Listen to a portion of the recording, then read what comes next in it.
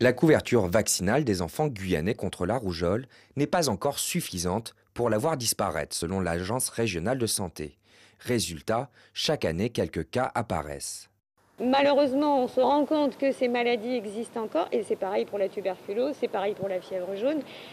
On se rend compte qu'elles existent encore quand elles se révèlent, et donc d'où la nécessité de travailler avec les parents de jeunes enfants et avec tous les professionnels du milieu de l'éducation et de la santé pour que ce message continue à passer sur l'importance de la vaccination.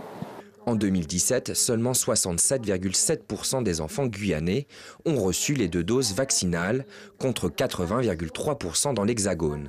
La vaccination est la seule prévention contre le virus de la rougeole.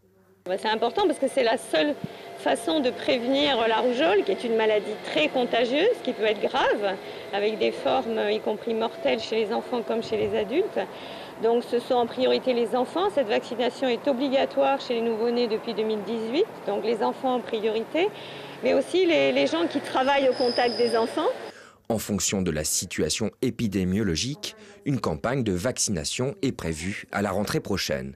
Elle ne concernera pas seulement le virus de la rougeole, mais aussi toutes les autres vaccinations. Il y a des gens pour qui c'est plus difficile de concilier la vie de tous les jours et puis d'aller faire vacciner les enfants. C'est pour ça qu'il faut mobiliser tous les professionnels, ce qu'on appelle du premier recours, c'est-à-dire à la fois les professionnels libéraux et puis les PMI et les centres, les CDPS dans les communes les plus isolées. Aujourd'hui, tout le monde peut se faire vacciner, sauf les femmes enceintes qui doivent être à jour. Avec des pays voisins qui ont des virus rougeoleux circulants, il faudrait 95% de couverture vaccinale de la population pour qu'elle soit protégée.